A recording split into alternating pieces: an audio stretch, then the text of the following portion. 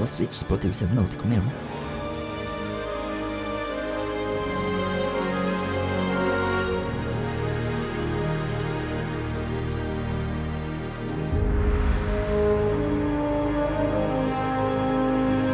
Balstīts uz patiesiem notikumiem podcasts, kurā Silaus un Sniegs. Man ir bucket list 2024. gadam. Es esmu izdomājis, ka šis būs mans gads. Es gribu izmēģināt lietas, izmēģināt darīt lietas, ko es nekad neesmu agrāk darījis. Kļūt drosmīgs un pārkāpt pāri jebkādām robežām, kuras iepriekš man ir turējušas važās, savažotas. Tas bucket lists ir tikpat nedefinēts, kā pārvarēt bailes, vai tur ir tāds tev uzkāpt everēs tā piedzerties un pievemt ezīšu toleti. Man ir šobrīd nesamaksāt taksistam un skriet prom. Wow, tas ir ļaundara bucket lists jau, ko tu nosauc. Es nezinu, kāpēc tās vienkārši pirmās lietas, kas man ienāk prātā. Man ir divas lietas šobrīd manā bucket listā. Es gribu, numur 1, izmēģināt veļas kapsulas. Ir tas, mēs šobrīd lietojam veļas pulveri un mīkstinātāji atkarībā no situācijas. Man nepatīk pārāk mīkstināt gultas veļu, jo tad viņi baigi smaržo pēc silana. Un tad ir grūti aizmigt. Es gribu, lai viņi smaržo pēc silava, nevis silāna. Es dzirdēju, ka ir tādas veļas kapsulas, kuras tu ieliec, un tad viņas ir kā veļas pulveris, tikai viņas ir cietā kubika formā. Vienīgā problēma ar viņām esot, ka dažreiz viņas nesašķīst, nesadalās, un tad paliek tāds kā tīruma traips uz tavas veļas, kas ir paradoks pats par sevi. Ja tev ir traips no veļas pulvera, padomā. Zini, padomājiet par to. Tev ir traips no tīruma. Viņš ir tik tīrs, ka ir netīrs atkal kļuvis. Un tad mēs varam sākt runāt par to, kurā brīdī kaut kas kvalitatīvs ir tik kvalitatīvs, ka viņš kļūst nekvalitatīvs. Un kad ir kaut kas tik nekvalitatīvs, ka tas kļūst kvalitatīvs. Jebkurā gadījumā es gribu izmēģināt veļas kapsulas 2024. gadā. Tas ir mans numur 1 bucket list item. Ja es jūtu, ka tu sāc skatīties televizoru laikam. Es esmu sāc skatīties. Tur tās reklāmas iet, TV Play, tur visu laiku iet. Bet bāc, nevajag vairs jau pa televizoru YouTube'ā. Ir tik bēdīga situācija pēdējā laikā. Ir tīpaši uz televizora, tev nav YouTube uz televizoru, jo tos televizors ir no 1999. gada. Yep. Viņš ir principā vecāks par manu draudzeni un tavu draudzeni. Bet slikti? Tas citrons? Nē, vienkārši silts ūdens, tas arī viss. Viņi nav ievilkusies, galīgi. Viņu vajadzēja vēl pavārīt, tā tēja. Domāt. Tātad, bet es nezinu, uz telefonu jau ir briesmīgi ar tām YouTube reklāmām. Yep. Un es domāju, ka šī sāp, kas ir daudziem cilvēkiem. Bet uz televizoru ir vēl trakāk. Es mēģināju noskatīties nesen tādu stundu garu nosacītu ceļojumu doķeni, kur Romā 4 veci krievu vīrieši staigā pa muzejiem un runā par mākslas darbiem. Viņi bija disidenti, viss kārtībā. Viņi ir pret Putina režīmu. Bet ik pa 2 minūtēm burtiski fucking reklāma, un viņas ir unskippable 15 sekundes, 30 sekundes. Agrāk tā bija tikai televīzijā, un tagad viss ir fucking televīzija. Ja tu nemaksā par to abonentu maksu. Šausmas, tas ir briesmīgi, tas ir šausmīgi. Tas aiznes mani pie otrā mana bucket list itema nopirkt biespienu sieru, balto. To balto biespienu sieru. Mēs ķeramies pie tā biespienu sieru katru reizi, kad tu redzi kādu krievu un tu tāds, es gribu patērēt viņa saturu, tu no sākuma deep dive viņa vēsturē, kā detektīvs pārbaudot, vai viņš ir disidents vai nē. Un kas notiek, ja tur ir 4 džeki un 3 no viņiem ir disidenti un 1 ir Putinists? Putinists vai vienkārši neitrāls, jā. Nu, pirmkārt, nav tā, ka visi, kam es sakoju, ir kaut kādas tantiņas no dziļiem Krievijas laukiem vai mazpilsētām. Kā tā friziera? Nu, Frau Kozina frizieri, jā. Vai viņi atbalsta Putina režīmu? Jā. Vai tu vari no viņas prasīt jebko citu? Īsti nē. Viņi vienkārši griež cilvēkiem matus pēc 80. un 90. gadu modes un reklamē vibratorus savā profilā. Viņi ik pa laikam ieliek kaut ko, ka viņai uzlabo garstāvokli šāds aparātiņš, un tas ir kaut kāds AliExpress vibrators. Un tad visiem tāds, Frau Kozina, kā jūs tā? Viņai vienalga. Viņa zina, kas viņai patīk, un viņai nav bail no tā. Un viņai patīk Putins. Nu, nezinu, vai viņai patīk Putins, bet viņa ir tanta kaut kādos dziļos Krievijas laukos. Nu, ko tieši viņi var izdarīt? Pārsvarā jau tas ir laikam tāds arī naudas un līdzekļu jautājums. Ne jau viņi kaut kur aizbrauks. Viņi var, protams, tur iet, mēģināt protestos iet. Vispār tas ir diezgan šausmīgi. Es sekoju telegramā tam Jurijam Duģam, un viņš ik pa laikam ir tāds Krievi. Šis nav interesanti nevienam. Kas? Nē, tas, kā tu paskaties tikko. Nē, es paskatījos, vai esmu gaismai priekšā. Ok. Likās, ka tas ir tāds, kā, ko tu runā, Robert, šobrīd šis nav interesanti. Nē, absolūti nevienam. Es cenšos vienkārši klausīties. Šis nav interesanti tev. Nē, man tas ir interesanti. Es vienkārši cenšos koncentrēties. Un tur ir, šodien viņš iepostoja kaut ko par vienu Krievu aktīvistes tur. Viņi pat nav īsti aktīvisti. Es nezinu, viņi tā kaut kādā vienā no tām fucking pilsētām tur tālu dirspakaļā.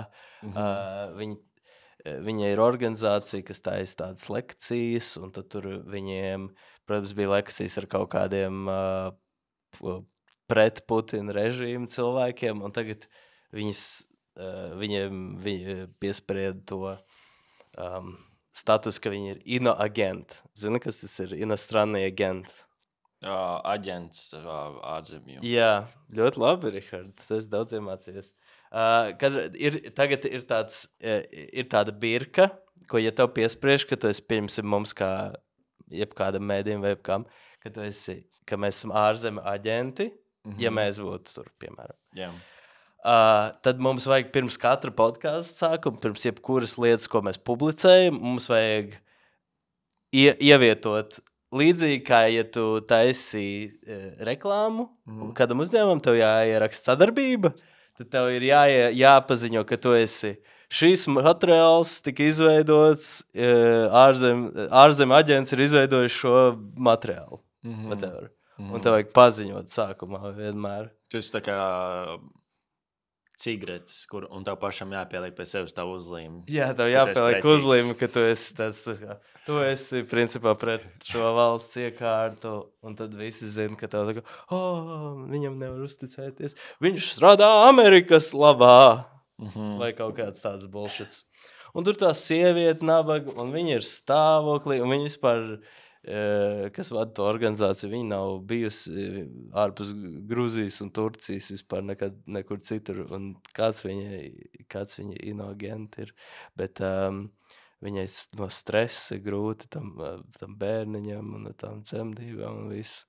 Diezgan šausmīgi tiem cilvēkiem, kas dzīvo tam cauri. Kaut kādā ziņā, es nevaru prasīt no Frau Kozinas, ka viņa būs politiskā aktīvisti tagad. Nav tā, ka es baigi viņu arī skatos. Un ir vēl viena ļoti resna tanta arī no Krievijas. Viņa taisa arī smieklīgas video. Kaut kāda babuķa.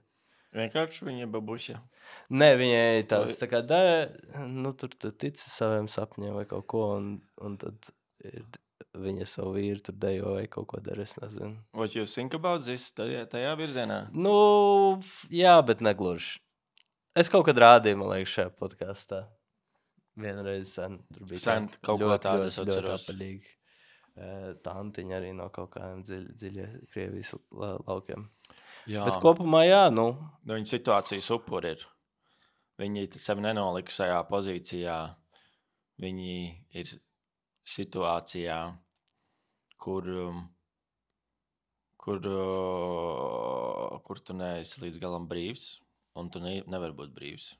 Jā, un kaut kādā ziņā viņi ir, protams, līdzatbildīgi, kā visa sabiedrība ir līdzatbildīga par to, kas tur notiek.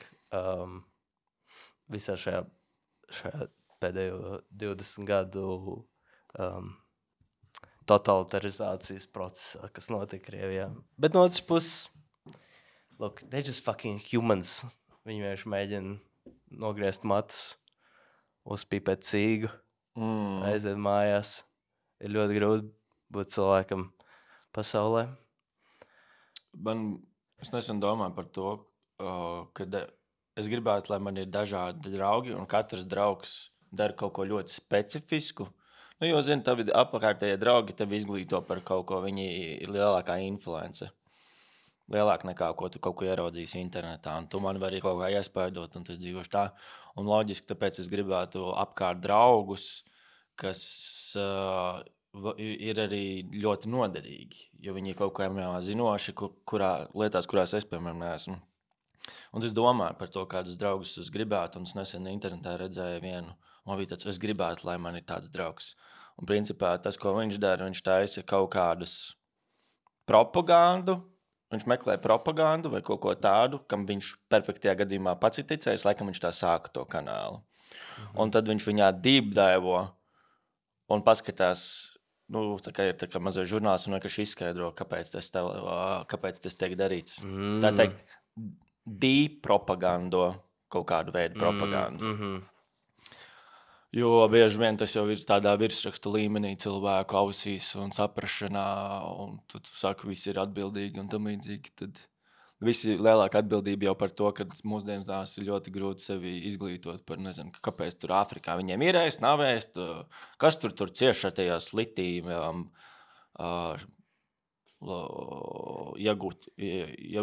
raktuvēs. Iegūtņu vietās, jā, tas gan arī sanāca, tas gan arī izdās. Tad tur kādu galina, negalina, kas tur maksā, nodokļus nemaksā, un tas vienā brīdī, kad tev ir, es tev kādu laiku atpakaļ teicu, ja kāds ir miljardieris, viņš ir tik bagāts, ka viņam ir viens elpas ievilciens, lai sabojātu visu tavu dzīvi, jo viņš var noielīgt cilvēku par ļoti simbolisku summu, kuram viss darbs un jēga kļūst par to, ka viņš atradīs visādas sūdzes un nomēlnos tevi un izdarīs to labi, jo viņš ir profesionāls tajā. Jā, es iedomājos, kā tas SSCOM sludinājums izskatās. Mēģina nolīgt cilvēku, lai nomēlnot citu cilvēku par simbolisku samaksu. Iekavās simbolisku man, nevis jums. Jo es esmu miljardieris. Es viņam maksāju ar 2 hashtagiem, 1 zvaigznīti, tas iemet vēl dažus simbolus no emoji. Calls, umlauts. Tas laikam viss neko cits viņam nemaksāja. Simboliski samaks. Jā, es gribētu draugu, kurš vienkārši skatās visu propagandu, un tad viņš viņu izskaidro. Ok. Kā tāds... sauc šo YouTube kanālu, starp citu? Man interesē. Nezinu, man jāpaskatās. Es neesmu baigi skatījies. Bet es varētu atrast. Labi, ieliksim aprakstā. Ja būs labs. es paskatīšos, es izvērtēšu. Labi. Ja būs labs, ieliksim aprakstā. Jāiziet dropčika filtrs. Es pierakstīšu to. Jā, un tas gribētu vienu draugu, kura visa viņa dzīve ir uzturspeciālisms. Viņš ir uzturspeciālists. Un viņš zina par katru ēdienu. Un ko nozīmē, ja, piemēram, tos kropus ļoti smidzina ar kaut ko, vai kaut ko maina vai nemaina. Okay. Pilnībā tas ir jau ārpus uzturspeciālista. Jā, lauciņ. Bet viņš iet tajā riktīgi cīk par ēdienu. Tādas gribētu vienu draugu. Jā, izklausās, ka tu gribi nolīgt cilvēks, jo, man liekas, jo iedomājies, ka par tevi kāds runātu tā. Es gribu savu draugu, kas taisa TikTok video, lai viņš varētu man uztaisīt TikTok video, kad viens vēlas. Es gribētu draugu fizioterapeitu, lai viņš man labo muguru bez maksas. Man liekas, viss tā doma draudzība ir, ka tev nav fucking jārunā visu laiku par darbu un jādod bezmaksas pakalpojumu. Nē, nu viņš jau, piemēram, tas propaganda čalis, tas nav viņa darbs it kā, tas ir tas, kas viņam ļoti, ļoti interesē. Tas jau ir tā mainīgā lieta. Un es viņam nelūdzu to darīt. Viņš vienkārši, mēs satiekamies Gaujā uz kompleksējām pusdienām, un tas ir tas, ko viņš stāsta. Kas tev jauns? Tā tad. Esi dzirdējis par Turcijas lidostām. Man tāds, nē, es stāstu vairāk. Un tad vienu dienu viņš ierodas Gaujā, jūs satiekaties. Un tas saka, kas jauns? Un viņam tāds, es negribu runāt par visām šeit sazvērstībām. Paklausies, kā man iet ar manu otro pusīti. Zini, man jāiet. Man tāds, par tavu, tu gribi parunāt par tavu otru pusīti. Viņa nebija tas, par ko viņa izlikās, vai ne? Nē, viņa bija vienkārši, mums ir ļoti tāds vienkāršs un neinteresants konflikts. Viņa meloja par savu vēsturu? Nē, mēs vienkārši nevaram sadalīt kā mājas darbus, kā tīrīt tur to vai šito, kurš tīra un kurš mazgā vēļu, kurā brīdī. Viss. Es tev varu pastāstīt, cikās garlaicīgās detaļās vēlies? Nē. Man ir aptuveni 4 stundas laika. Jā, tādu draugu es gribu. Tikai, lai viņš nerunā par savām attiecībām. Es nesen... Es gribētu savu kaislīgu draugu, zini? Kaislīgu? Jā, tādu kaislīgu.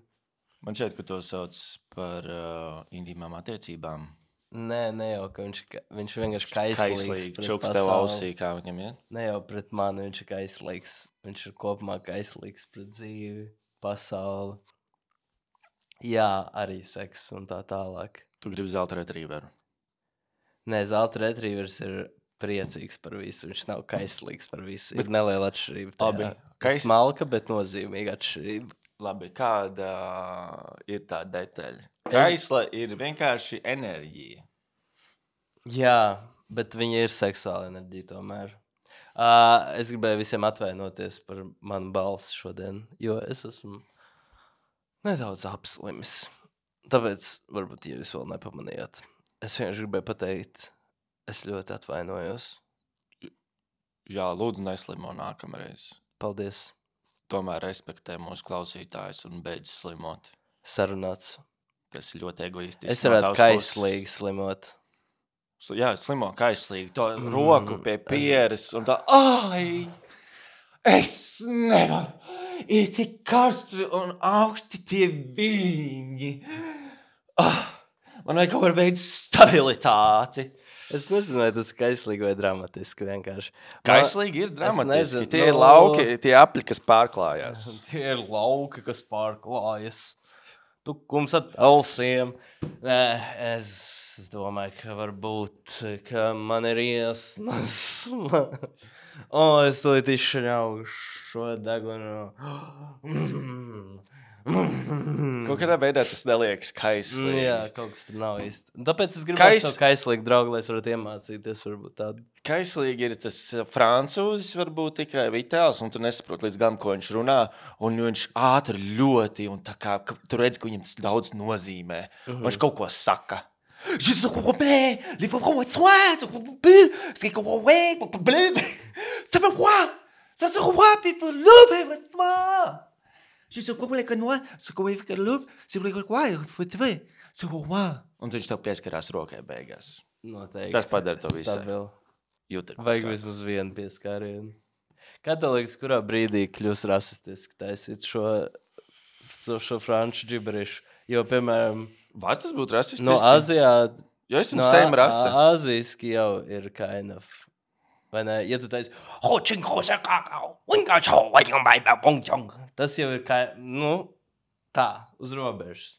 Nezinu, kamēr tev abu roku rādītāji pirksti nav izstiepuši tavas acis maksimāli garas. Tas ir tas, kas padara to.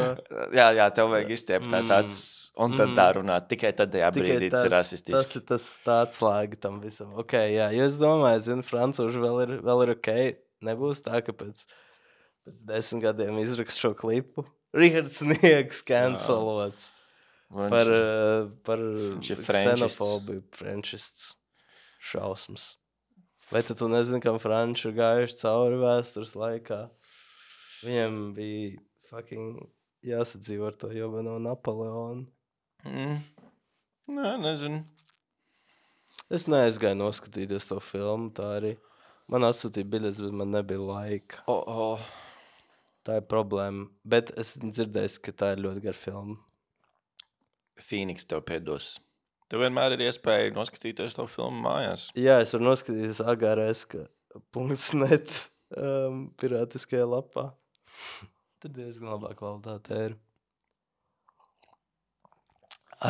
Es tikko filmējos īsfilmā. Mani paaicināja uz semestra darbu, uz īsfilmu, un tad es varēju atkal aktieroties un izklaidēties. Un bija forša pieredze. Un tas, ko es visvairāk dabūju no tās sajūtas,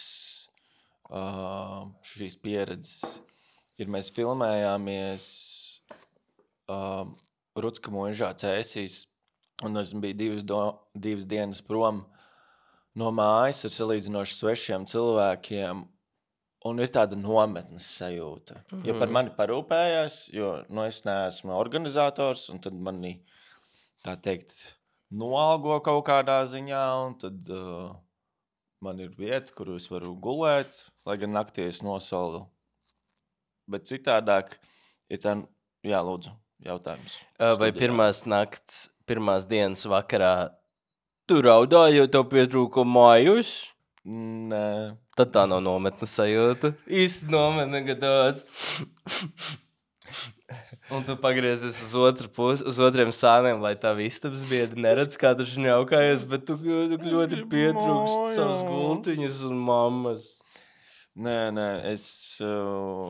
mēs izdzērām 2 saliņas, jo mūs aizveda pēc pirmās filmēšanas dienas uz vietējo, tā teikt, darītavu, jo viņi visādas dzēriens paši taisa.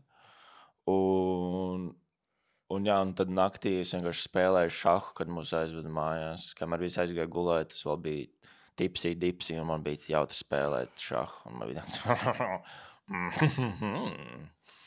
Un tad es gāju gulēt droši vien vēlāk nekā vajadzēja.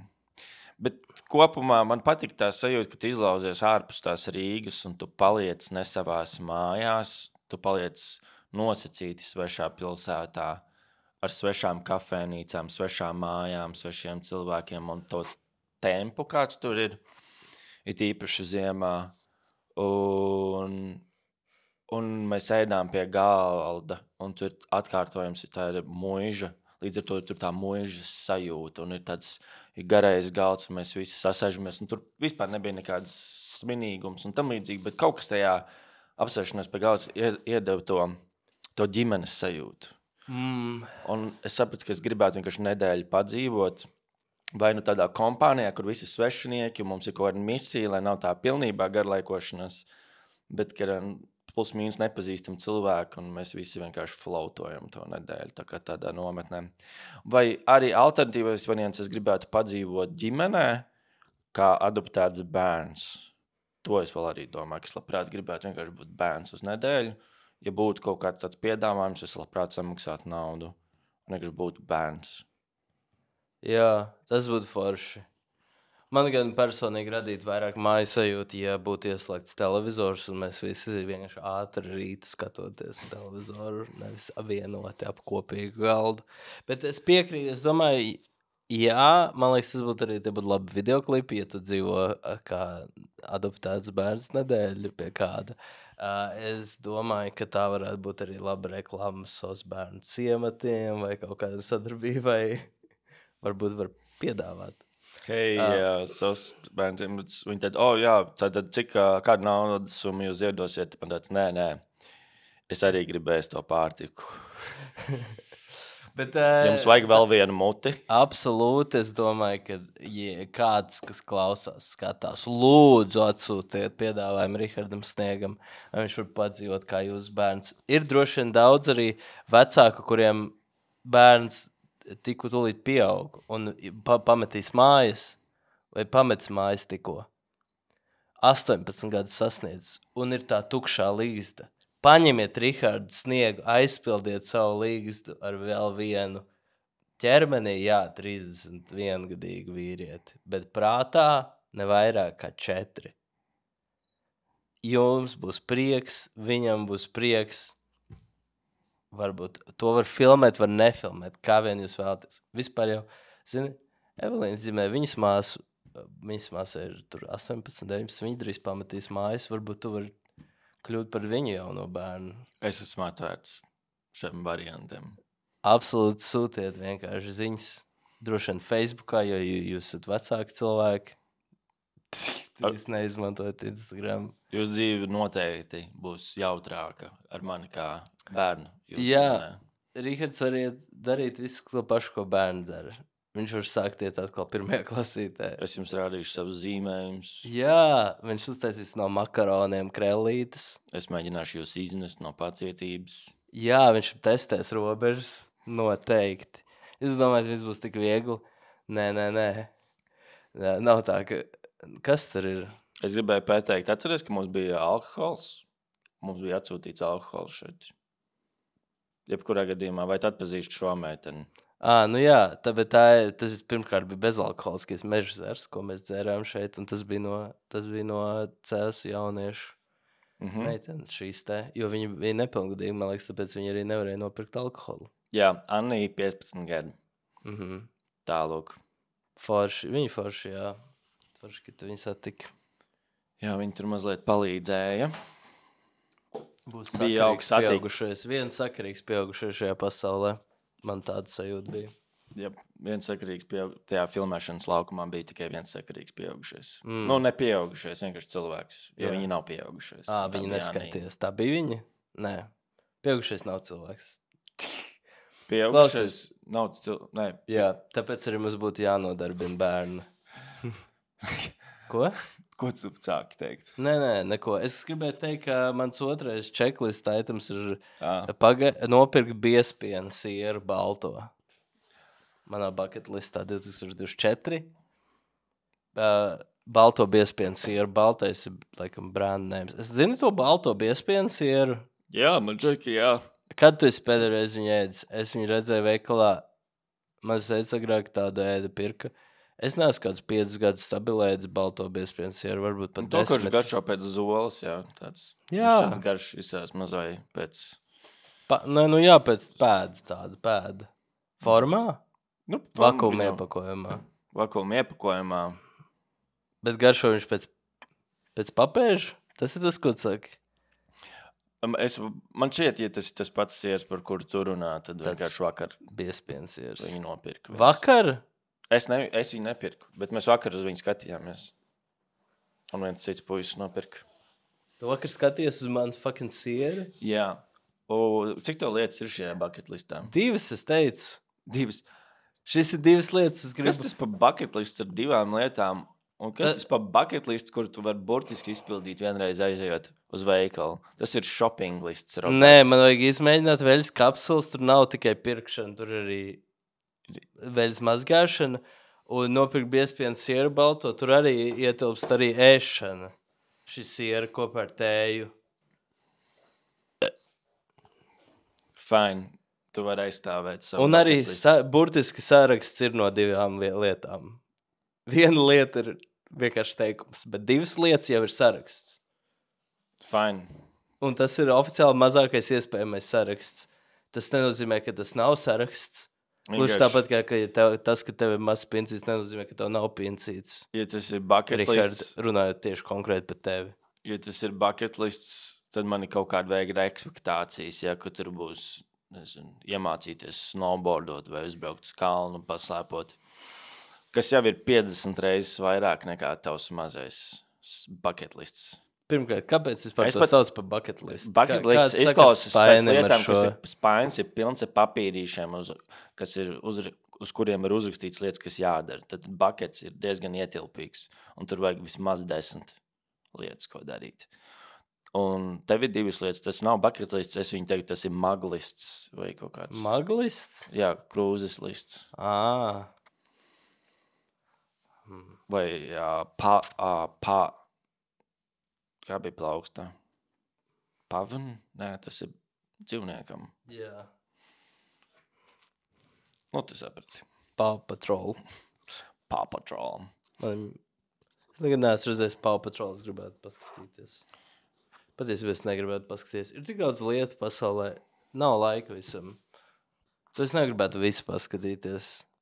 Noteikti nē. Tas ir slimi vispār, cik daudz viss kā ir. Agrāk cilvēki vienkārši skatījās uz ugunskura. Viss. Tā bija viss izklaide, kas viņiem ir.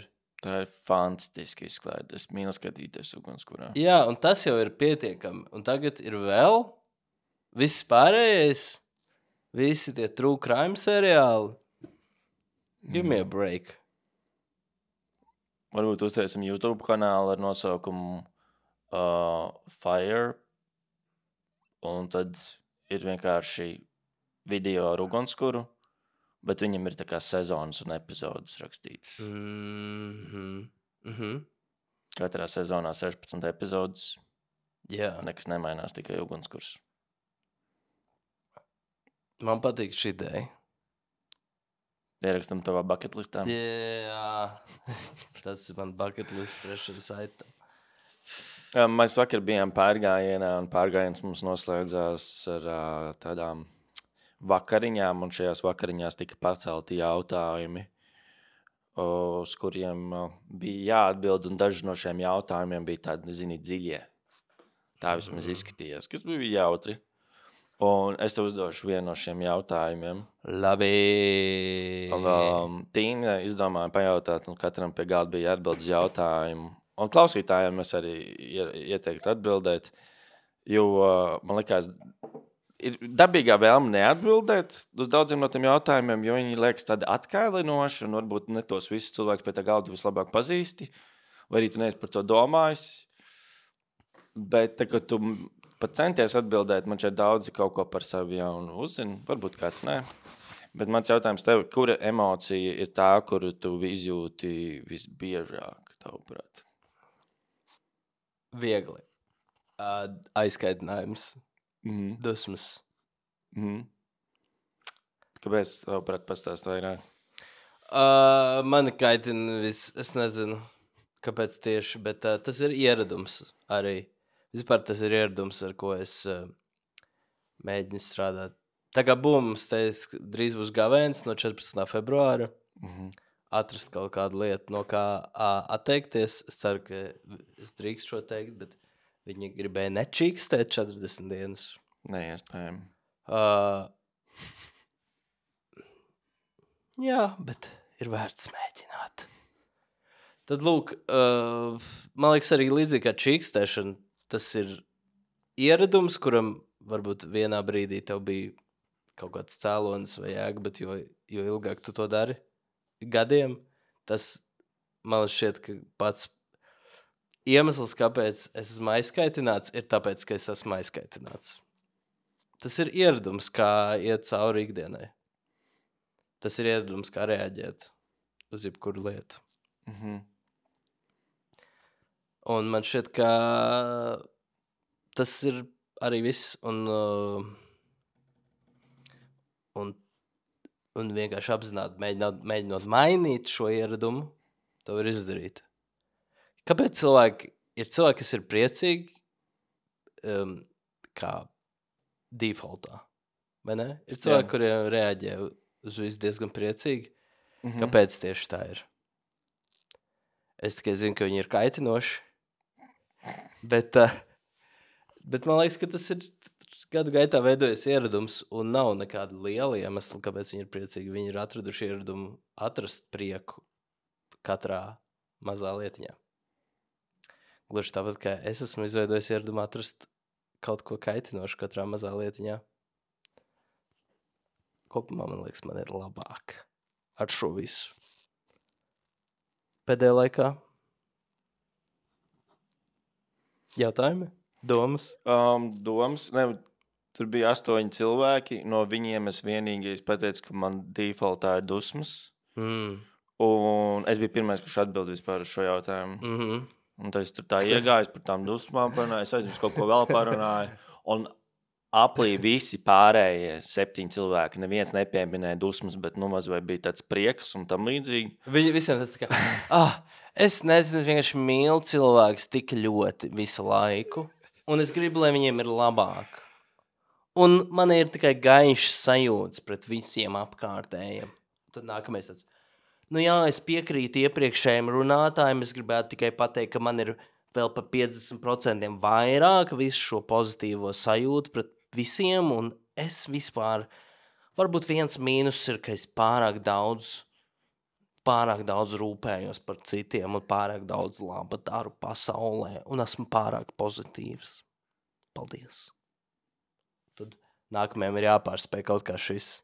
Un tu viņi pārspēja 7 reizes. Līdz viņi sūkā viens otram visu pimpi. Un... Ak, Dievs, mēs esam tik labi un jauki. Mums nav negatīva emocija. Tev jāpacenšās. Pārsēdies lūdzu pēc cita galda. Rihard, vienkārši pasmaidi vairāk. Esi pozitīvāks. Jā. Tu gan jau pēc tam gan raudāji tajā teltī. Es gribu mājās. Okay. Oi. Jā, mašīnā. Ne mašīnā, bet autobusā. Tas tev gan jau padarīja vēl dusmīgāk, ne? Ne? Kā tu jūties? Jā, viņi vēl teica, ka viņiem ziņkāri, piemēram. Un man bija tāds, šī nav darba intervija.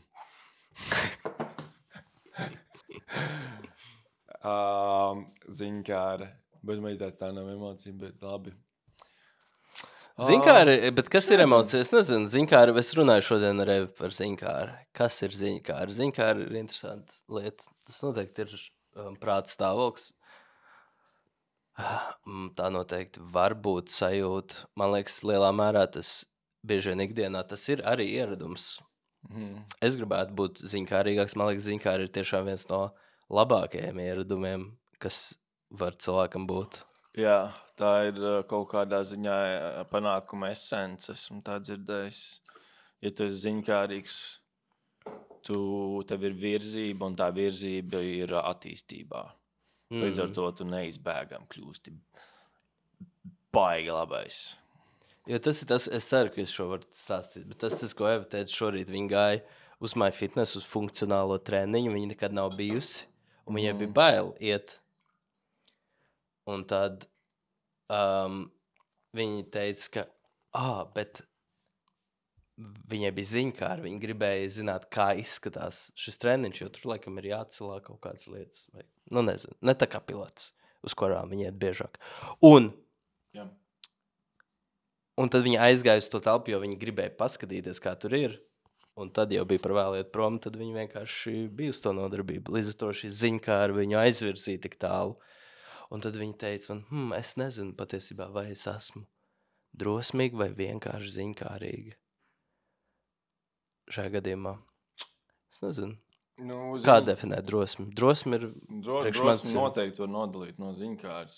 Tu vari būt ziņkārīgs, bet tu vari būt nedrosmīgs. Piemēram, ja tev nav tā kombinācija, ka tu esi arī mazliet drosmīgs, tu vari vienkārši sēdēt mājās un googlēt tos treniņus vai kaut kā.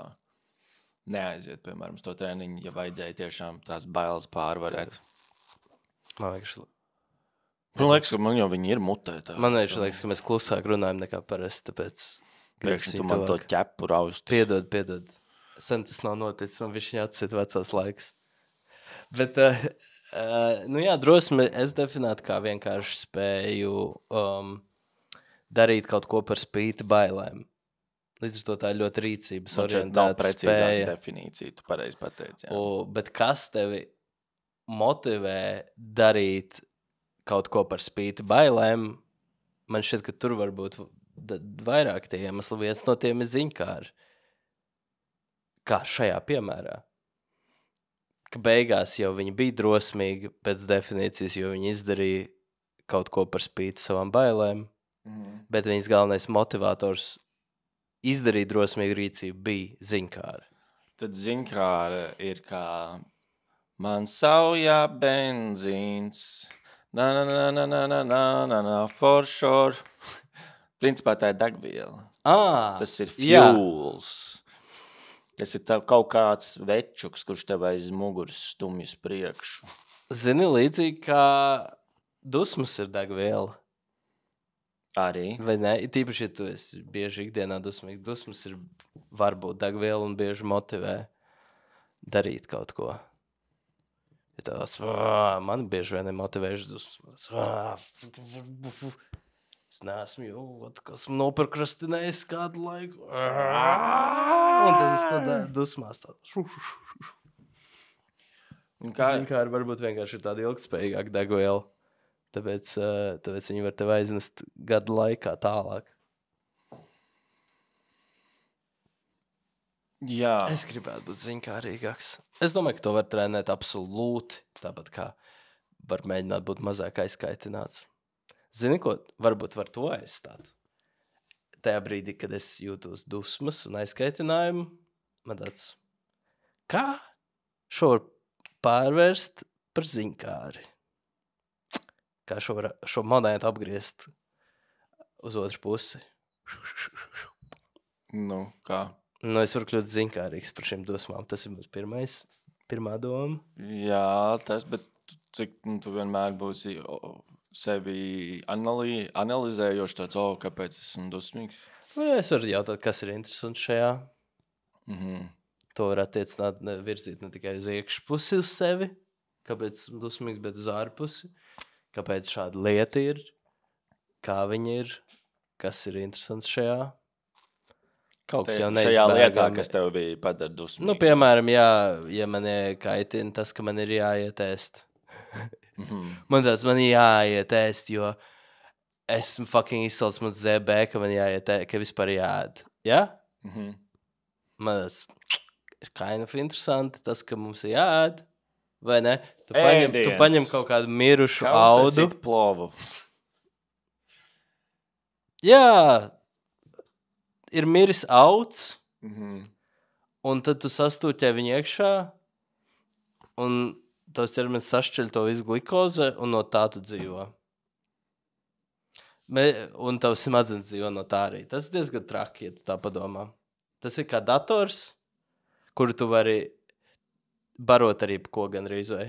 Tas ir kā tanks, tikai tev nevajag attīrīt petroleju. Tu vari fucking ēst visu, kas ir pa ceļam. Zāli, čiekurs, lai barot to tanku. Viņš var tu met vienkārši bākā iekšā kaut ko. Viņš fucking saš. Tas tanks bubinās uz priekšu. Taču tie... kad tas pidars brauc apkārt pasaulē, kā viņi tur sauc. Tomats komentētājs toreiz Spotifyā? Nē, tas ir... Es domāju, varbūt tas ir viņa vecstāvs. Tas čals, kurš apbrauc apkārt pasaulē, pohuj, kā viņi tur sauc, tas losis. Viņi taču klusajā okeānā bija tik ilgi. Neredzēja ne zemi, neko. Viņi tur ēda buras. Šitos savus kurpus košļāja, ādas kurpus. Lai tikai kaut ko apēstu. Nu, daudz no viņiem izdzīvoja. Viņš arī izdzīvoja, man liekas, viņu nošāva iezemieši kaut kur tur pie Japānas. Vai kaut kas tāds. Viņš pats neapbrauc apkārt pasaulē. Lame. Bet visi saka, ka viņš apbrauc, ka viņš bija tas, viņš bija kapteinis, viņš bija galvenais. Nu, laikam jau, zini, tajā brīdī, jā, ok, labi, to apbrauc apkārt pasaulē. Jo viņš apbrauca visu to nezināmo daļu, un viņš nokļuva tur, kur jau citi bija bijuši. Līdz ar to tālāk jau viss zināms, tur tikai vajag tehniski izbraukt, nenomirt, un tā tālāk. Bet visi jau zina, kā tur braukt. Tā nezināmā daļa jau bija tas challenge. Tāpēc Magellāns, viņa vārds ir ierakstīts vēsturē. Viņš bija ziņkārīgs. Droši vien, viņš bija ļoti dusmīgs, es varu sadarēt. Es domāju, ka neviens uz kuģi nebija fucking nedusmīgs tajā laikā. Arī, viņš riktīgi smirdēja, viņam nāca uzsēst savu kurpu zoles, kā tu prāt, viņš jutās. Varbūt. Domāju, viņa galvenā emocija, viņš bija priecīgs. Varbūt viņam nebija ikdienā tik labas maltītes, ka, zini, zola varbūt bija pat tāds patīkams pārmaiņas viņam. Bro, cilvēks bija fucking gaņam augstmans. Nē, nu viņi ēda tos cepumus uz kuģi, tos biskvits, kas vienkārši ir ļoti kondensēti cietu tādu ēdamais, lai tu vari vienkārši paēst. Kā tu zini par tiem cepumiem? YouTube video. Krievu? Nē. Kas tur vēl? Man ļoti interesē, kas tur vēl bija. Nu, aplī. Kādas emocijas viņi nosauca vēl? Vai sajūtas, vai es nezinu. Prieks bija, jā, tad tas... Populārs bija prieks. Nu, bija, piemēram, bija viens cilvēks, ko es, laikam, iepazinu pirmo reizi satiku, un viņi bija tiešām priecīgi meiteni. Viņi vispār bija fantastiski tādā ziņā, ka, ja mums būtu kaut kādas izrādes, viņiem būtu jāaicina un jāsēd pirmajā rindā. Viegls mēs, jā. Es zinu, dažs smējs tāds par cilvēks. visu. Man ir blociņš. Un daudz, un man liekas amazing, ka viņi ir tik daudz smējas, un viņai tik viegli tie smiekli nāk, un viņi tik happy. Un viņa pati teica, ka vakar, vai kādu viņas draudzene esot viņu nosaukusi pēc zelta retrieveru, un viņai teica, ka es arī redzu to, ko redz viņas draudzene. Un jā, ļoti priecīgs cilvēks. Man ir saraksts ar šiem. Jā, es tev iedošu viņas vārdu uz vārdu. Ir melna grāmadiņa, kurā ir viss pierakstīts. Bet tava draudzene arī ir zelta retrievers ļoti izteikti. Es gribētu noskaidrot no viņas, kas viņas prāt ir viņas populārākā emocija ikdienā. Uz šīs meitenes fona Vanessa ir pitbulls. Tiešām, wow. Jā. Jo Vanessa iespējams vispriecīgākais cilvēks, ko es pazīstu. Nu, relatīvi salīdzinot ar šo meiteni, nē. Interesanti. Interesanti, jā. Ja kādu, varbūt jāmēģina pavairot tie cilvēki kaut kā. Jānoskaidro ģenētiski, ar ko viņi atšķiras. Man liekas arī tas... Mūs visus vajag vienkārši pievest, salikt autobusā, pievest pie jūras, viens armijas pulks pagriež pret mums ieročus, saka, jūs ejat tur, un tad mēs brienam jūrā līdz nāvei. Šausmas, nē. Jā, mums ir tas liktenis. Un viņi pavairo to, viņi atrod, kas ģenētiski, kādas izmaiņas, kas citādāks ir tajā zelta retriever meitenē. Viņi pavairo tos cilvēkus. Mums visiem, es teikšu tā, paldies, mums ir laiks iet jūrā. Un mums ir laiks vienkārši iestaigāt jūrā, līdz mēs pazūdam, līdz mūsu galvas ir zem ūdens. Tas ir mūsu liktenis, tā būtu vislabāk visiem. Tu paliec ierots pret manu galvu, es tajā brīdī kļūstu par zelta retrieveru. Es varu noturēt. Rīgard, tu esi labs aktieris. Šos melus, cik ilgi vajag, līdz tu, kad neskaties uz mani, un tad es varu būt atkal dusmīgs. Bet, ja tu mēs tev visu atlikšot dzīvi vajadzētu, ik pa laikam tev ierastos, tev pieskatītu, tev būtu jābūt visu laiku priecīgam. Jā. Kā tev liekas, ar laiku tu kļūtu? Nē. Nē, es domāju, man vēl vairāk būtu apspiesta tā emocija. Tā dusma emocija, un tad es nāktu kaut kā ārā caur citiem galiem. Un man liekas arī interesanti... Jā, tu kļūtu par sēriju veids Lapkavu. Ka šis jautājums salīdzinoši grūts cilvēkiem vismaz likās. Varbūt arī nē. Un tad jautājums, cik ļoti man personīgi liekas, ka man ar to ir problēmas, ka es neesmu tādām ļoti saskaņā ar savām emocijām un nav tā, ka es viņām ļauju tai enerģijai iziet. Dažreiz ir kaut kas ļoti smagi un ilgi apspiests, kaut kādas emocijas. Līdz ar to tas man joprojām arī ir liels jautājums. Esmu totāls bebīts tajā visā. Bet domāju, ka lielākā daļa ir. Vismaz man tā liekas, ka cilvēki par to tā intensīvi nedomā, par tām emocijām savām un par to kontroli un kā viņi jūtas par to un ka viņi mācas par tām emocijām. Jā, par emocijām, godīgi sakot, tiešām man šķiet, ka vajadzētu. Man arī, es arī gribētu iemācīties skaidrāk saprast. Arī, piemēram, tas, ko mēs runājam. Ziņkāri, drosme, kas tas ir, prāta stāvokļi, emocijas, sajūtas, ieradumi. Tas viss ir tie ir fundamentālie ķieģeļi, no kuriem būvējas mūsu sapratni par sevi un realitāti. Un vai mēs esam aizdomājušies par šīm lietām? Tu gan jau esi. Nu, nebaigi redz par šo, piemēram, par kaut ko. Eva ir lieliska grāmata, kuru es vispār gribu palasīt tagad. Runājot par šo, Brenē Braunai tas būs arī nopirkt savu tādu Atlas of Emotions, laikam, kur ir tāda bieza grāmata atlas ar visādām emocijām, un tad ir aprakstīts par viņām, kas un kā. Varbūt es to palasīšu uz nākamo sēriju. Kaut kas būs no tā. Es pierakstīšu. Jo es atklāju, es nezinu, es negribu pārāk stāstīt par sevi? Par citiem. Bet šī ir aktuāla tēma, jo, piemēram, tās dusmas, vai ne? Es tieši par to runāju vakar ar Evi, jo viņai ir grūti saprast, kad viņa dusmojas, un saprast to emociju un izpaust viņu. Dusmas ir tā problēma zona. Jā. Tikmēr mums vai vīriešiem tā ir, ka bieži vien mēs esam socializēti pēc dzimuma, gendered šajā ziņā, kur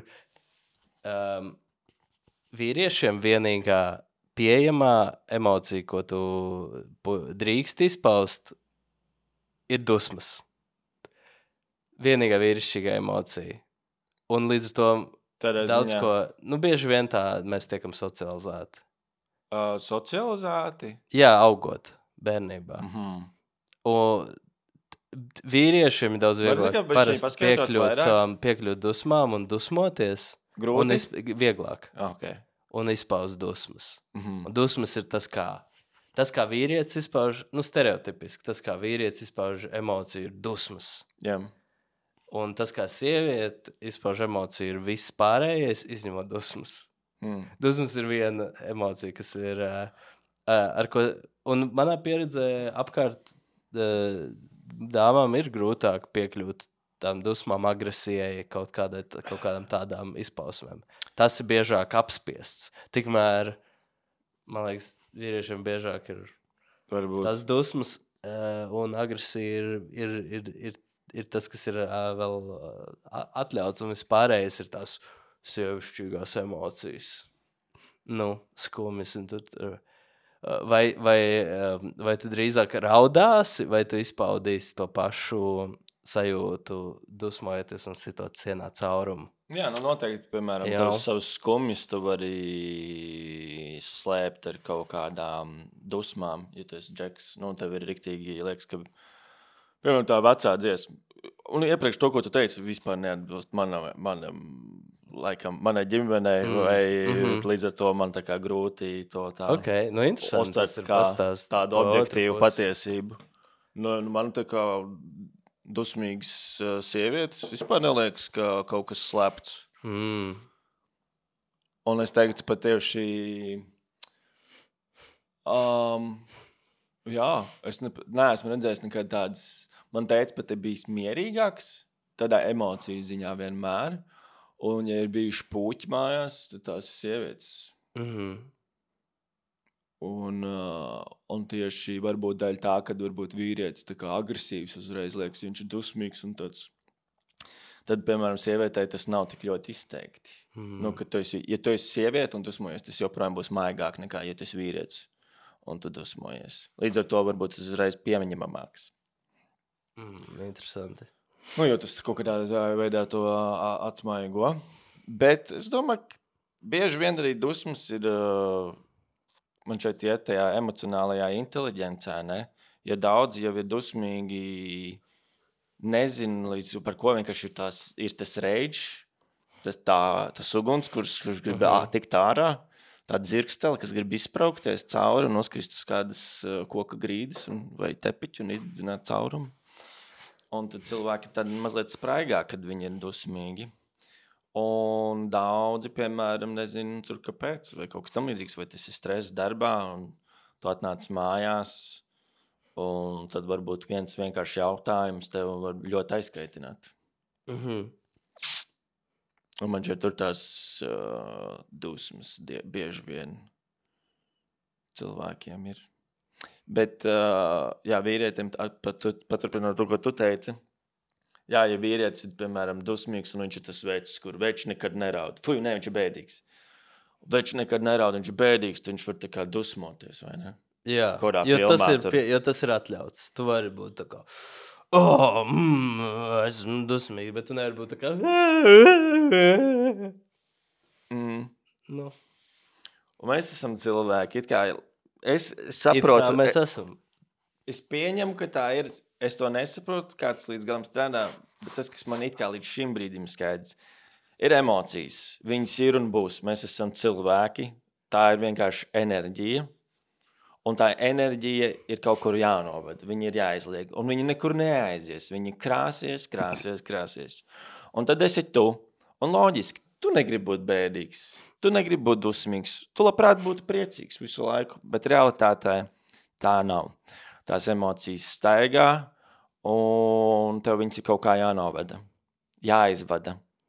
Un man, piemēram, noteikti daudz problēmas joprojām sagādā un ir sagādājis izvadīt tās emocijas. Piemēram, ja es jūtu dusmas vai kaut kādu emociju vai bēdas, pieņemsim, tad man nepatīk tā emocija. Es nevis viņu izlaižu cauri sevi, jo es nesaprotu līdz galam, ko tas nozīmē, kāds jādara. Priekš manis tad tas būtu, aiziet balēties ar draugiem. Teorētiski, jā. Aizēju balēties ar draugiem, tu notusē, tu pārvērties priekā, jo tu iedzer, jums ir joki, jums ir smieklīgi. Es domāju, daudziem tā ir bijis, un daudz tusē, un nezinu, kāpēc viņi tusē. Un tad tev nav jādomā par to emociju, kas bija, kamēr tu biji viens trolejbusā sabiedriskajā transportā, braucot no punkta A uz punktu B, esot ar savām domām. Jā. Jā, bet tā ir aizbēgšana. Tā ir, bet man šeit tas ir tas, ko visu laiku lielākā daļa cilvēku dara. Katram ir savs veids, kā viņš bēg, kāds iet uz to džimu, workout taisīt. Jo tajā brīdī viņš vienkārši domā, kāds iet spēlēt futbolu. Katram ir savs veids, kā eskeipot emocijas, ar kuras viņš nemāk izvadīt, caurvadīt. Tā es to saprotu. Un tās emocijas ir un nāk, un viņas nāks neaicinātas bez nekādu konkrētu iemeslu. Tev nav jābūt bēdīgam dažreiz, jo tev nav jānomirst kaķim, lai tu būtu bēdīgs. Tu vari pamosties. Un dažreiz tev nav jābūt bēdīgam, kad nomirst kaķis. Jau. Pārsliņ. I'm talking about you. Es sērošu pārsliņu. Es arī sērošu. Vesels 30 sekundes. Saprati? Jā, bet es nezinu, ir droši vien dažādas veselīguma pakāpes. Kas? Bēgšanai. Kas tur? Caurums. Piemēram, ir droši vien ir veidi, kā iet uz džimu, un tas noteikti ir daudz veselīgāks veids, kā izvadīt kaut kādas emocijas. Tagad burtiski viņi saka, ja tu esi dusmīgs, tev tavā istabā ir boksamais. Jā. Ja tu sit šo boksamais vai spilvenu, tad tu izvadi to agresiju, tu viņu, tikai tu nepiekauji īsti cilvēku. Jā. Tas droši vien ir labāk nekā aiziet dzert. Un aizmirsties, novērst uzmanību uz kādu laiku, bet pēc tam tev, projām, tā agresija sēž iekšā vai paliek. Vai nedodies, tu piedzeries, un tad tu gribi kauties ar kādu pa īsto. Jā. Bet kopumā es nezinu, kā pie vēlna vispār tas ir labs temats. Ja jums ir kaut kāds ieteikums grāmatai vai video vai jebkam par šo tematu, droši ieskiet komentārus, jo es nezinu, kā, godīgi sakot, veselīgi izpaust, izvadīt, izjust un izpaust veselīgā veidā šīs emocijas. Jā. Jo tās emocijas ir kā viļņi, kas met tev pāri, un kad ir tās dusmas, jā, es saprotu, nevajag viņas apspiest, bet kā tad tu reāli izved to zibens strāvu, par to zibens novadītāju. Kas ir tas fucking zibens novadītājs? Tā, lai viņi aiziet zemē un izvadās pa visām zemes daļiņām. Vienlaiks neievainojot nevienu, bet arī nesaglabājot to zibeni kaut kur sevī, ka viņš tur visu laiku sprēgā gaidot tikai īsto brīdi, kurā izšauties un kādu apdedzināt. Tu nezini, ko budisti dara visām šitām emocijām? Jo man agrāk likās tādā virspusējā līmenī, ka viņi ir tie, kas tā kā tu atrod viņu, tad tu viņu iemīli, pieņem, un tad ir viss, kas vispār man neasociējas ar izlaišanu ārā. Tas ir tāds super analizēšana kaut kādā ziņā, kad viņu atrod, un tad tu saproti, kāpēc viņu, un tad tu viņu pieņem. Bet es pieļauju, ka vispār tā nav. Es nezinu, kas tur viņa grāmatā. Nē, daļēji jau jā, bet no otras puses, man liekas, nevienmēr meditācija vai budisms ir pilna atbilde tādā ziņā, ka cilvēki, kas var meditēt gadiem un sasniegt diezgan ievērojumu kompetences spirituālajās tehnikās, bet dažreiz viņiem vienalga ir jāiet uz terapiju un jātiek galā ar kaut kādām tām traumām. Tas neobligāti tev atrisina visas tavas traumas problēmas. Es nezinu, es neesmu kompetents pietiekoši vispār runāt par šo tematu. Es fucking nezinu, jeez. Bet noteikti tā ir daļa no emocijām, ja viņas nav tik dziļi, ja tu viņu novēro un sajūti, tad tu novēro, kā viņi rodas, un tad viņi jau nepastāv mūžīgi. Ja tu viņu vēroji tīpaši, tad viņa pamazām izgaist. Ja tīpaši ar mazākām emocijām tā notiek. Un kādas emocijas tu teiktu, tu izjūti šobrīd? Šajā brīdī, tagad, ja es sajūtu savu ķermeni, ir neliels, varbūt uztraukums, kaut kur saspringums, kaut kur šeit. Izsalkums neliels. Man liekas, ka viss šis ir diabēta sajūtas, jo man ir bišķiņa augsts cukurs šobrīd. Tev emocija ir mentāli, man emocijas nezinu. Es domāju, ka neesmu tik apzināts arī šobrīd, lai es varētu nolasīt. Jo noteikti ir fons, ir kaut kāds fons ar emociju.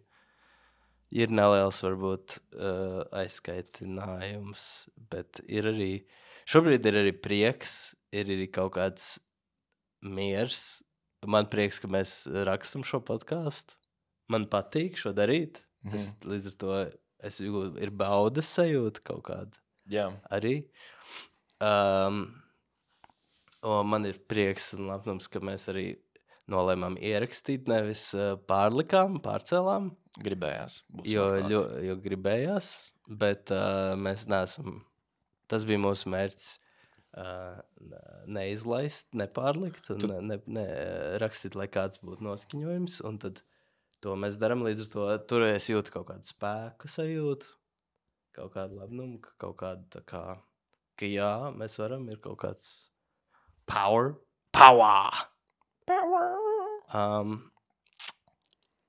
Kopumā ir prieks, man ir neliels varbūt bailes vai uztraukums ļoti maziņas par to, vai tas, ko mēs runājam šobrīd, ir jēdzīgi un sakarīgi, vai mēs runājam ļoti virspusējā līmenī, vai šī saruna kaut ko nozīmēs kādam, kas neesam mēs. No otras puses, varbūt tas nav pareizais veids, kā skatīties uz to. Man jādomā drīzāk, vai šī saruna nozīmē kaut ko man, nozīmē kaut ko tev, mums.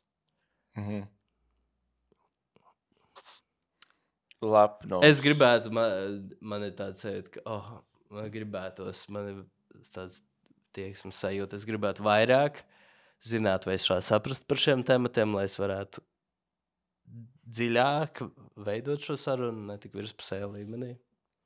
Šis ir viss sajūtas, ko es nolasīju šobrīd. Es gribētu draudzēties ar draugu, kurš ir eksperts emocijās. Es vienkārši gribētu ar vienu psihologu savu draugu, kurš ir eksperts, var viņam vienmēr aiziet pajautāt. Tu atbildēji nosacīti arī uz jautājumu, kas arī bija pie tā galda, un nebija jautājumu daudz. Viens bija, par ko tu esi lepns par sevi. Tu mazliet pieminējies, bet tu vari atbildēt arī uz šo jautājumu pierreiz. Nu es daudzām lietām lepojos. Forši. Forši, prieks. Labi, nākamais temats. Nākamais var atbildēt. Par ko tu esi lepns? Esmu lepns kaut vai pagājušajā nedēļā. Es biju uz gym. Jā. Pēc ilga laika. Un man bija bailīgi iet, bet es aizgāju. Tad vēl es biju spēlēt volejbolu ar paziņām 2 reizes. Tas ir tā kā, esmu lepns par to, ka mans motīvs, mans veselības gads iet uz priekšu. Yep. Es daru kaut ko tā labā.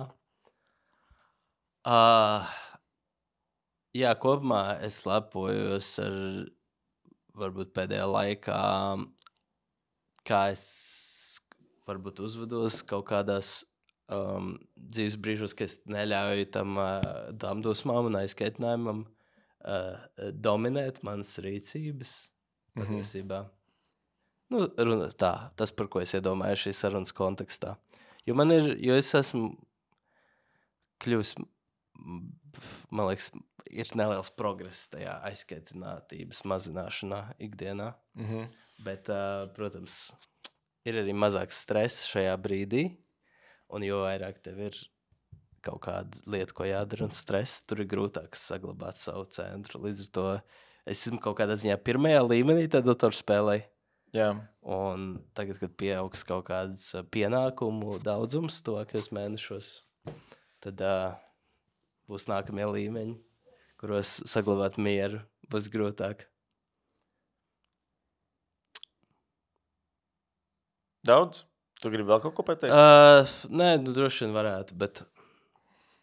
Jā, vakar pie galda, lai tu arī sajūties, kā tu būtu tas 9. gariņš. Man vismaz likās, un tas viss caur manu perspektīvu. Un man šeit ir labs spogulis arī pārējai sabiedrībai, kādus viņu iztēlojos. Man šeit vēl pat salīdzinoši labi gāja, bet ir grūti atbildēt uz šo jautājumu. Pie galda ar citiem cilvēkiem. Ir grūti daudziem būt lepniem par sevi ar kaut ko. Ir nērti atbildēt uz šo jautājumu kaut kādu iemeslu dēļ. Var paši iztēloties viens. Jo tas ir tāds, ir baigā saruna ar sevi. Ir tāds, kā, es iztēlojos, pajautāt Ērika tev. Tu parasti klausies. Es pajautāt Ērikam, par ko tu esi lepns ar sevi. Es domāju, ka viņa kaut kādā ziņā šokētu šis jautājums sākumā. Pat ne tā, ka ko? Bet viņam būtu tāds, es pieļauju, viņš nav par to tā domājis pats. Un tad viņš liekas uzreiz weird un awkward jautājums. Un tā daudziem cilvēkiem, kas ir super normāli, tad tādas lietas absolūti, dīvainas. Es jūtos arī neveikli tagad. Un... noteikti agrāk pagātnē daudz neveiklāk vēl. Jā, es arī. Un es jūtos arī tur neveikli, un man bija tāds, es jūtu to neveiklību, viņa tā kā sirds vidē tieši tā kā kāpj uz augšu.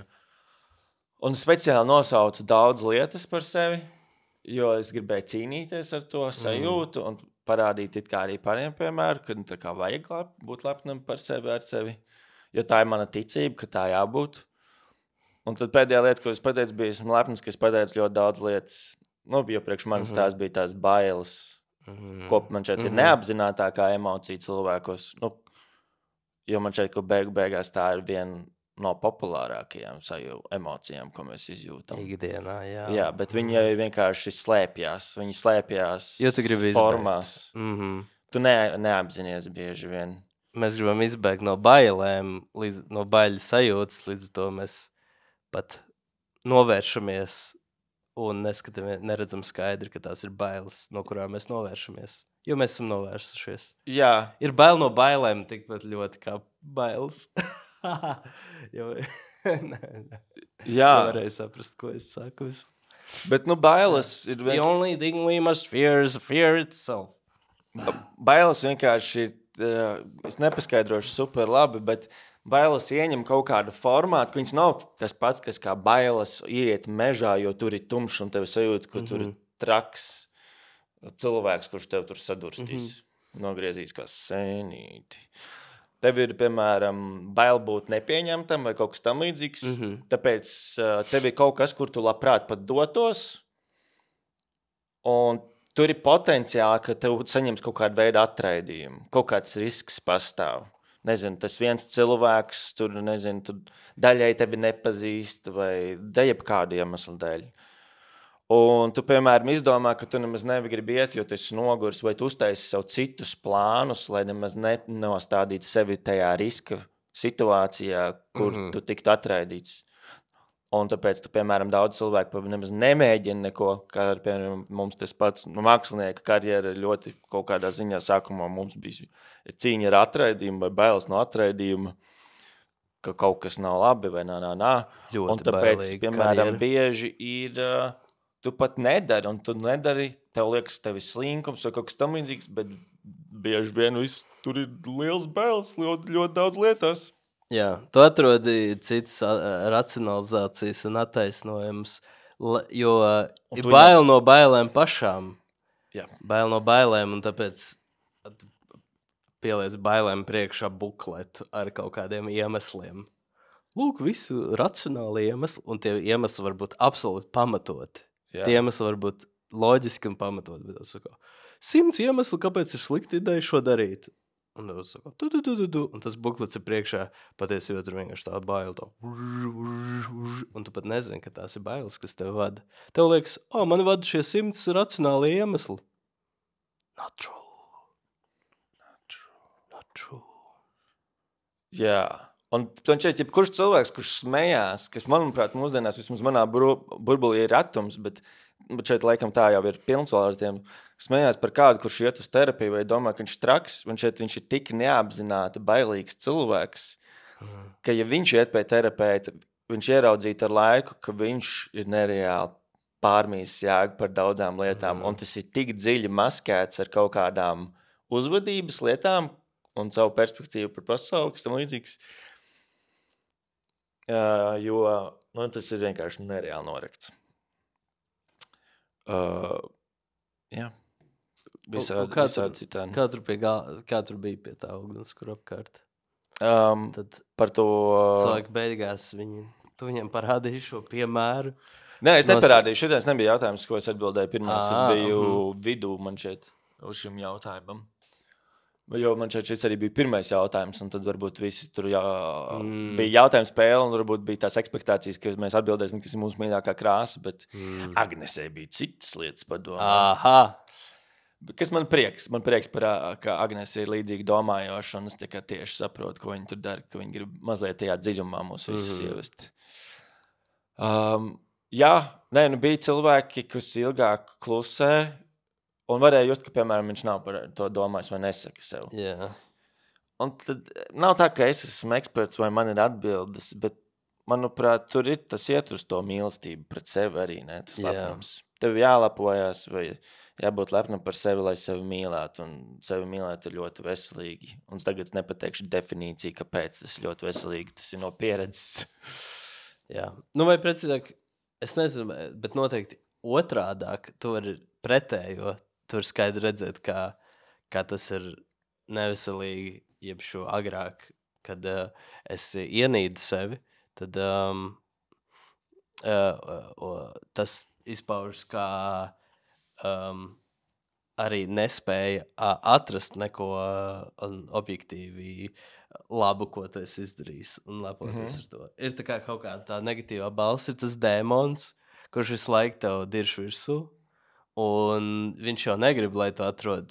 Es patiesībā šito te lietu no malas skatoties diezgan labi izdarīju. Un es tiku pāri tam. Jā, viņam nav labi. Jā, var labāk.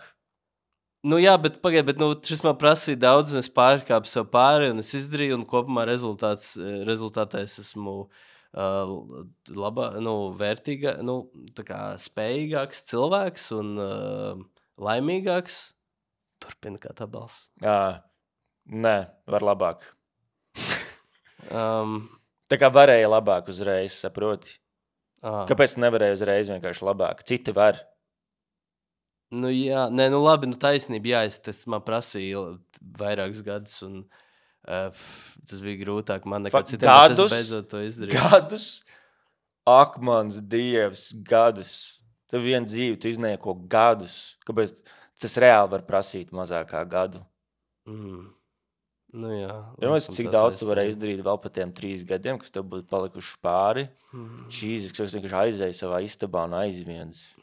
Jā, laikam nav vērts censties un pūlēties. Nu jā, aptuveni tā arī bija manā galvā. Un tad tāpēc ir ļoti svarīgi atrast tās lietas. Jo tad tu pēkšņi, ja tu spēj atrast racionālus argumentus, tad tu vari teikt, saprast te balsī, tā kā, hei, klausies. Un tev nav taisnība. Nē. Jā, tev nav taisnība. Nu, es zinu, un tad, jo ir šis iemesls, šis iemesls un šis iemesls. Jā. Un tad tā balss, viņa sāk eskalēt savu... Zini, strīdā? Zini, kas ir? Nu? Tu te atnāc. Es gribu pateikt, ka tu te esi jauniņais. Redzēji, kas bija rakstīts šajā lielveikala ailē, kurā mēs atrodamies? Ieradumi. Un, bļeģi, es te valdu. Es esmu ieradums. Paskaties uz plauktiem. Visi ir manā krāsā. Es te valdu un skatu. Un zini, bet ja tu tagad centies kaut ko mainīt un mēs ieliksim tavas idejas vienā no šiem fucking plauktiņiem, nākamreiz, ka kaut kas noies greizi, es būšu pirmais, par ko viņš iedomāsies. Es būšu instinkts, kurš atnāk un nosoda. Un tu būsi kaut kur fonā aizputējis un labi, ja vispār par tev vēl atcerēsies. Par tavām labajām idejām kaut ko mainīt un darīt labāk. Idiot! Bro, ir grūti, tev ir fucking taisnība. Ir ļoti grūti mainīt šos ieradums. Bet zini kā ir? Lai jau ir. Tu esi, lai tev ir šie plaukti, lai man ir viens plaukts, lai patērētāji var izvēlēties. Labi. Tas, kas nāk šeit iepirkties, viņš var izvēlēties beigās, kurš no šiem ieradumiem, kurš no šiem ēdieniem viņam garšo ilgtermiņā labāk un neatstāj sliktu sāpi puncīti pēc ēšanas. Nu labi, tev es jau nevaru pateikt, nē. Bet tāpēc vajag arī lielu mārketinga budžetu. Tāpēc, ka tev ir tas mazais plauktiņš, tiem lietām, ko tu lepojies, un bieži vien cilvēks, es arī patiesībā varētu ielikt lielāku mārketinga budžetu šajā. Jo tev ir šis produkts, viņam ir īsti, tev ir, teiksim, šis brokastu pārslas, visā lielajā brokastu pārslas, un tev ir naida brokastu pārslas, sevis ienīšanas, kas viss plaukts. Un tad ir viena maza koloniņa, kur ir jaunie muslī, mīli sevi muslī, lepojies ar savām lietām, ko tu esi izdarījis. Un viņam tāds rekurš, tu izdarīji to un izdarīši to, un izdarīji to. Šādi ir vitamīni šeit iekšā. Tāpat tam jaunajam produktam, viņam ir, varbūt viņš pa īstam ir labāks, un viņš ir pa īstam labāks nekā, veselīgāks nekā tie pārējie musli, cornflake, bet tev vajag ielikt reklāmas budžets, lai reklamētu, ka viņam ir tas A vitamīns, E vitamīns un tā tālāk iekšā, jo citādi cilvēki vienkārši nepirks, jo viņi nezinās, viņiem vajag atgādināt visu laiku. Tāpēc tev vajag teikt, ar ko tu lepojies ar sevi. Un zini, es to daru pārāk maz. Un tagad, kad tu man pateici, jā, man vajadzētu uzrakstīt sarakstu, un man vajadzētu šo sarakstu kaut kur redzamā vietā, vai arī vietā, kur es varu atgriezties. Jā. Tur izšķirstīt, ko es esmu izdarījis, kam esmu ticis pāri, un tā tālāk.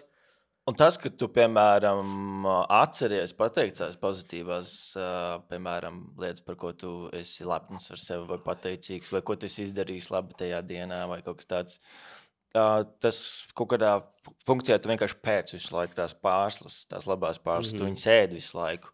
Un veikalā ir kaut kāds anonīmais priekšnieks, viņš tāds, šito pērk Zini, ieliksim tevi 2 plauktos, ieliksim tevi 5, un tas kļūst vai nekā prasme ieradums ar to darbību. Tu vienkārši izspied mani no plauktiņiem. Market share is growing.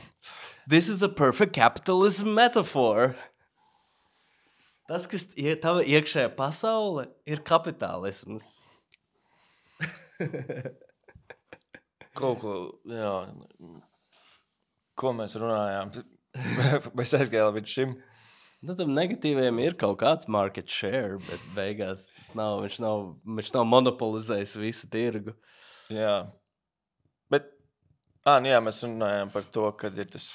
Un es gribētu ļoti labi saprast arī, piemēram, par to labi mīlu sevi. Es vienkārši pieņēmu to tādu kā labu patiesību. Es citam 5-gadniekam neizskaidrošu, kāpēc tas labi. Es vienkārši varu pateikt, ka tā ir patiesība un labāk dari tā, un tā kā būt labs piemērs un ievirzīt viņu tajā. Bet par tām dusmām, piemēram, ja man tagad tu atnāc un Roberts ir mans psihologa, tu esi mans klients. Un es tā kā enerģija, dusmas, man ir viņa defaultā, un es ļoti daudz daru. Un tāds, kāpēc tas ir slikti ilgtermiņā? Kāpēc, piemēram? Kāpēc dusmas? Tāpēc, kāpēc nedrīkst dusmās būt visu laiku? Kāpēc nevar? Jā, bet kur tu arī gribi? Tev tas ir defaults. Es esmu atnācis pie tevis. Nē. Tu esi terapeits, tu man uzdod šos jautājumus? Nu jā, es nezinu. Vai es esmu... Es aiziešu pie citu terapeitu. Lai nāc atpakaļ. Tu biji mans pirmais klients, un viņš bija šeit 10 sekundes. Es gribu aiziet pie kādu, kurš zina. Jā, šajā mājā... Es esmu terapeitu švaki. Klausies, Richard, ja tu uzdod šādi jautājumi, ne? Jautājums ir, ja tu esi pilnībā, ja tevi apmierina dzīvo dusmās, dzīvo dusmās. Man liekas, kaut kādā līmenī tev ir kaut kas tajā neapmierina, tāpēc tu vispār esi sācis šo domu. Nē? Es nezinu. Visu kaut ko jau es domāju. Man liekas, ir vērts no sākuma pārliecināties. Neobligāti, ka vai tas tev apmierina. Man liekas, varbūt tu zini, kāpēc. Kāpēc ir slikti? Jā, piemēram, dusmas izklausās. Neviens negrib būt dusmīgs, vai neviens negrib būt bēdīgs, vai ne? Bet vai tu vari visu laiku? Un kāpēc? Vai kaut kādas sliktas sekas tam uzreiz viegli skaidri saprotams? Kāpēc ir slikti visu laiku būt dusmīgi? Man liekas, ja tu esi... Tev nav draugu. Bieži dusmīgs, jā, tas ir... šis dusmas bieži uzplaiksnī pret citiem cilvēkiem, un tad rada ciešana, kaut kāds nevajadzīgs ciešanas tavā un viņa dzīvēs, un ko savstarpējās attiecībās. Un tad tā ir liela daļa no mūsu eksistences ir attiecības ar citiem cilvēkiem. Word. Tad, ja tev tas apmierina, tad it's fine. Bet, ja tu gribi harmoniskākas attiecības ar cilvēkiem sev apkārt, tad mest dusmu zibeņus pret viņiem ir ļoti nepraktiski. Un ja tev ir slikti, ja tev tas dusmu zibens ir tevi iekšā, un tu viņu mēģini apspiest, tad viņš visu laiku tur lēkā ārā, un tad jau ik pa brīdim viņš tāpat kaut kā izlauž, un tad iešauj taviem apkārtējiem, tev pašam negribot to. Un tad tas, I'm sorry. I'm sorry. Bet it's kind of, jo tā ir tava atbildība, un tad tam cilvēkam tas, es nezinu, tas ir viens acīm redzams veids. Šeit tu vēl varētu parakstēties, bet mums ir jānoslēdz podcasts. Mums ir jānoslēdz podcasts, es domāju. Tu rādīsi TikToku? Es vienkārši man ir TikTokā atsevišķa mapīte ar nosaukumu Mental Health.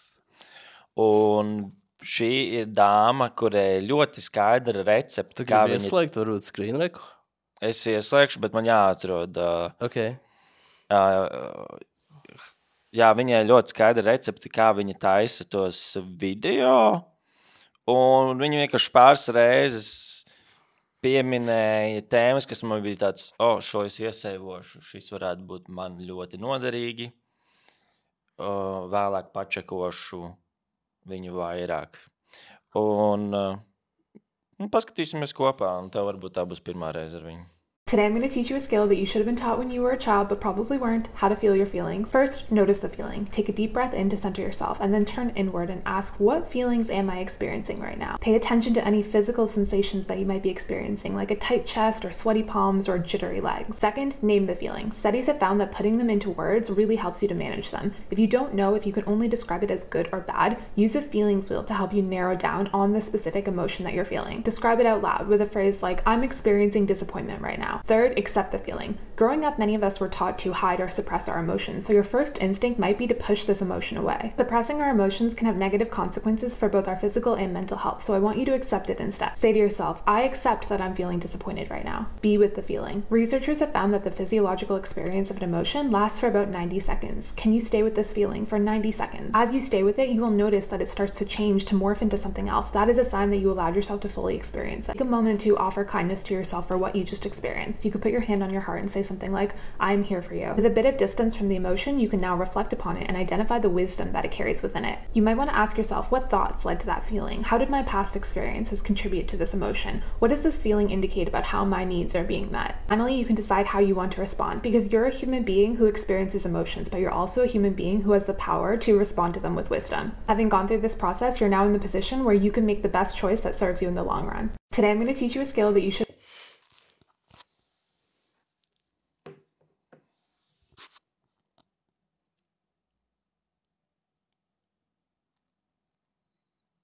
Iztēlojies to tādu rīktīgi alfa veci, alfa mēlu veci, viņš ir rīktīgi, viņam sakrājas, viņam ir dusmas.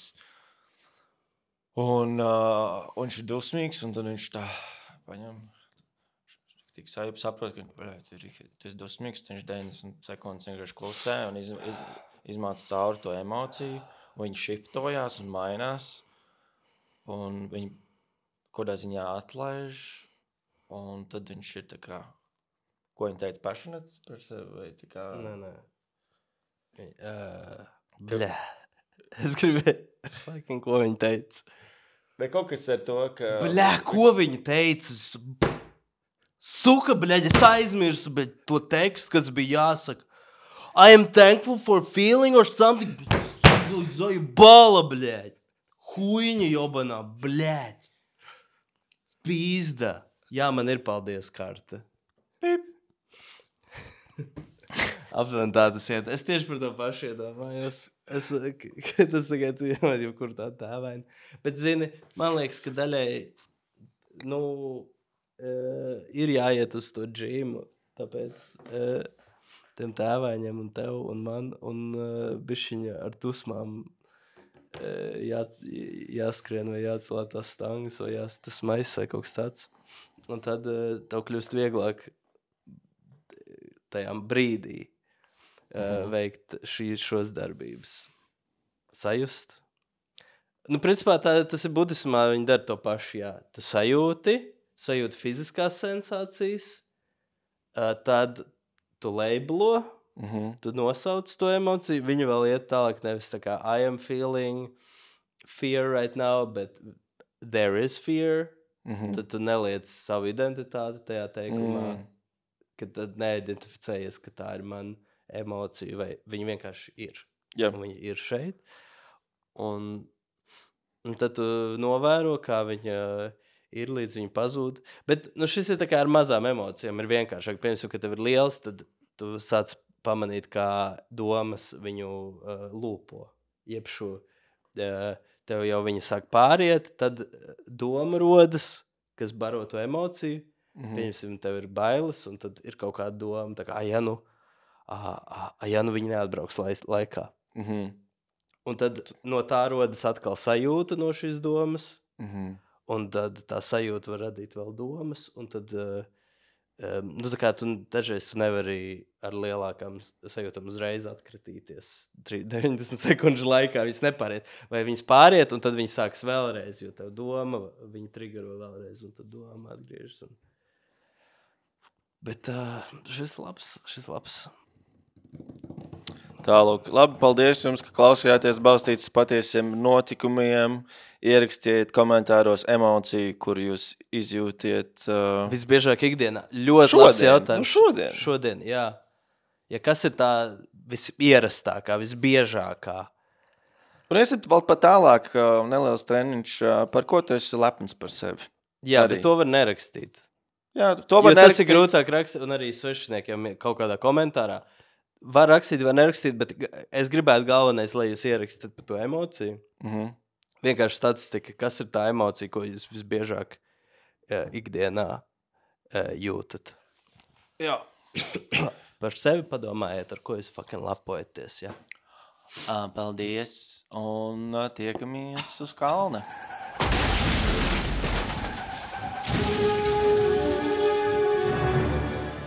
Balstītas patiesiem notikumiem.